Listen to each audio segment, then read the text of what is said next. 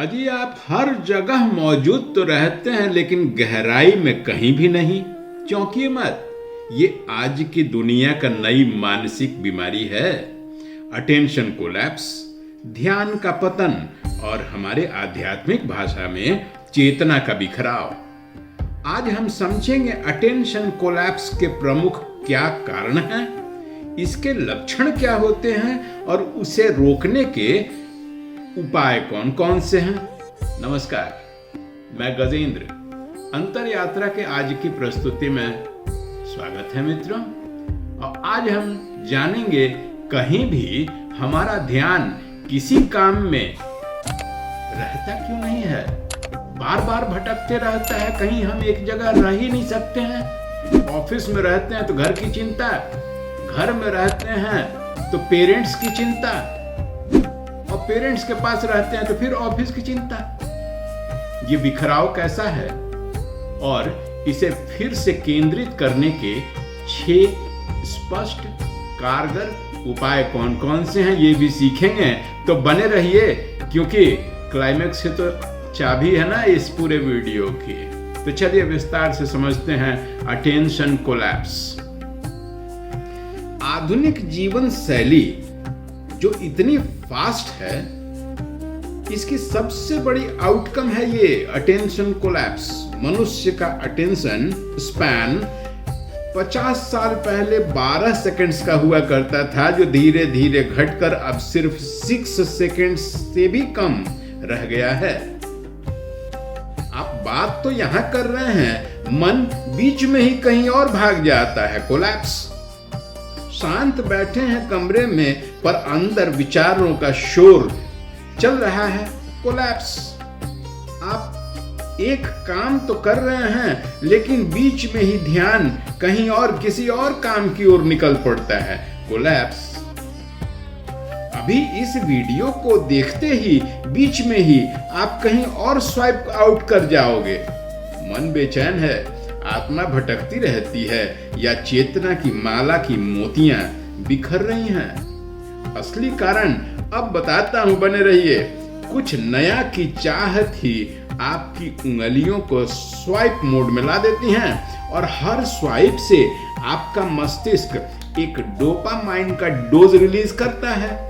इस डोपामाइन की आदत पड़ गई है, कुछ नया, कुछ और कहीं है कि लत में आपके मस्तिष्क के डेप्थ को चुरा दिया है और आपको नोवेल्टी एडिक्शन में फंसाए रखा है।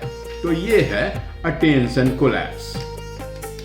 इसके अलावा तरह तरह के नोटिफिकेशंस और कॉम्पेलिंग एडवर्टीजमेंट्स आपके दिमाग पर कॉग्निटिव ओवरलोड डालते हैं, जिससे आप क्या महत्वपूर्ण है और क्या अनावश्यक इसमें फर्क नहीं कर पाते और दिमाग हमेशा एक्टिव मोड में रहता है। तीसरा कारण, इमोशनल रेसिड्यू भी जंक बन गए हैं आपके दिमाग के अंदर। अत्यधिक कॉग्निटिव लोड के कारण आप कई बार अपने विचारों को अधूरे में छोड़ देते हैं। इसे बाद में फुर्सत में करते हैं, इसे बाद में देखते हैं, लिंक अभी कहीं सेव कर लेते हैं, बाद में खोलेंगे। ये अधूरे काम, अधूरे भाव, अधूरे कॉन्फ्लिक्ट्स एंड अधूरे कन्वर्सेशंस, ये सभी मिलकर आपके दिमाग को 24/7 बैकग्राउंड में गर्म किए रहते हैं। लेकिन कहानी अभी आधी है दोस्तों। असली कोलैप्स तो डिसगाइज्ड होता है। आपको लगता है कि सब कुछ कंट्रोल में है, लेकिन वास्तविकता कुछ और होती है। चलिए बताते हैं। कोलैप्स अचानक से नहीं आता, वह शुरू तो होता है माइक्रो स्प्लिट सेकंड से ही, जब मन एक क्षण में 5 स्क्रीन, 10 विचार, 20 अधूरे काम पकड़ने की कोशिश करता है। यही स्प्लिट सेकंड आपकी चेतना को कई छोटे छोटे कणों में तोड़ देता है। आप थक जाते हैं, कारण समझ में नहीं आता। आप काम करते हैं, पूरा होता नहीं है। आराम आप करते हैं, लेकिन मन शांत ही नहीं होता। ये है अटेंशन कोलैप्स और इसके कारण। और यदि आप इस स्प्लिट मोमेंट को पहचान लें तो कोलैप्स को उसी पल रोका जा सकता है। यही छिपी है जीवन की सबसे बड़ी जीत। तो कैसे पाएं ये जीत? बने रहिए, अभी बताता हूं। अब मैं आपको इस बिखराव को, इस अटेंशन कोलैप्स को समेटने के 6 व्यवहारिक उपाय एक एक कर बताता हूं। ध्यान से सुनिएगा, बार बार ध्यान दीजिएगा, बिखराव रोकिए। 6 काम करने योग्य उपाय बताता हूं। पहला, न्यूरो रिसेट मेथड कहते हैं इसे। अपने न्यूरोलॉजी को रिसेट कर दीजिए। 90 सेकेंड्स रूल है ये। न्यूरोलॉजिकल रिसर्चर्स बताते हैं कि किसी भी ट्रिगर के बाद ब्रेन केमिस्ट्री को स्टेबलाइज होने में 90 सेकेंड्स लगते हैं। तो जब भी मन भटकने लगे, 90 सेकेंड्स के लिए रुक जाएं। नॉर्मल ब्रीदिंग, बिल्कुल ठहराव, नो वर्क, नो थिंकिंग, ना ये वाला ना वो वाला। 90 सेकेंड्स में ब्रेन बेस लाइन पर वापस स्टेबल हो जाता है। तब आप काम फिर से कंटिन्यू करें। मन के भटकाव को 90 सेकंड के अंतर्गत आप रोक सकते हैं।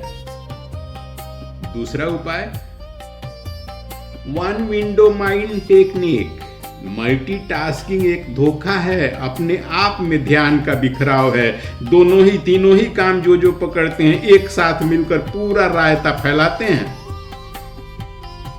ब्रेन मल्टीटास्किंग के लिए बना ही नहीं है। तो हर 20-25 मिनट पर अपने आप से शांति से पूछें, अब मुझे क्या करना है? आपकी चेतना तुरंत एक दिशा पकड़ लेगी। बिखराव सिमट के एक रास्ते चल पड़ेगा। दूसरा उपाय। और तीसरा उपाय, क्लीनिंग इमोशनल डेब्रिस। हर रात 2 मिनट की अकेली शांति में खुद से प्रश्न करें, आज कौन सी भावना अधूरी रह गई? जब आप ऐसी भावनाओं को आइडेंटिफाई करके एक्नॉलेज कर लेते हैं, वे डिसिपिटेट कर जाती हैं। वे फिर बार बार आपके जेहन में आके आपका अपना प्रेजेंस नहीं शो करती हैं और आपका ध्यान नहीं भटकाती हैं। तो उन्हें ढूंढ के एक्नॉलेज कर लीजिए, शांत कर लीजिए। तो इमोशनल डेब्रिसेस, जो अधूरी भावनाओं, अधूरे कन्वर्सेशंस, अधूरे थॉट्स के बचे हुए आपके जेहन में, साफ हो जाएंगे। चौथा उपाय, 3-3-3 अवेयरनेस एंकर टेक्निक। यह तो मैंने पहले भी बताया है। जब भी मन भटकने को हो, तुरंत प्रेजेंट में लौटिए। कैसे? 3-3-3 टेक्निक से 3 चीजों को देखिए जो आपके सामने हैं। खिड़की के पर्दे, पंखों के ब्लेड्स, पानी की बोतल, आपकी लैपटॉप, कुछ भी 3 चीज। दूसरा, 3 चीजों को सुनिए। कमरे में फैले एसी या पंखे की आवाज, दूर से आ रही किसी गाड़ी के हॉर्न की या लाउडस्पीकर की आवाज, या अपने ही सांसों की आवाज। और तीसरा, 3 चीजें स्पर्श कीजिए। जिस कुर्सी पर आप बैठे हों उसी के आर्म या सीट को, जहां हैं वहीं की धरती, जमीन पर पैर जोर से दबाइए, फील कीजिए कि मैं यहां हूं। अपने कोट या शर्ट के कपड़े के फैब्रिक को टच कीजिए। तो ये 3-3-3 एंकरिंग टेक्निक है। 60 सेकंड के अंदर आपका मन जहां भी भटकता रहा, लौट के प्रेजेंट में जहां आप हैं आपके साथ सिमट आता है। 60 सेकंड के अंदर आपका दिमाग पूरी इस झंझावातों के हिचकोले जो खा रहा था, स्थिर हो जाता है इस तकनीक से। 5वां उपाय, सिंगल फ्लेम प्रैक्टिस। हर रोज 3 मिनट एक स्थिर लौ को देखिए। कोई भी स्थिर लौ, मोमबत्ती की लौ, दिए की लौ, स्क्रीन नहीं, लौ जिसमें स्थिरता हो।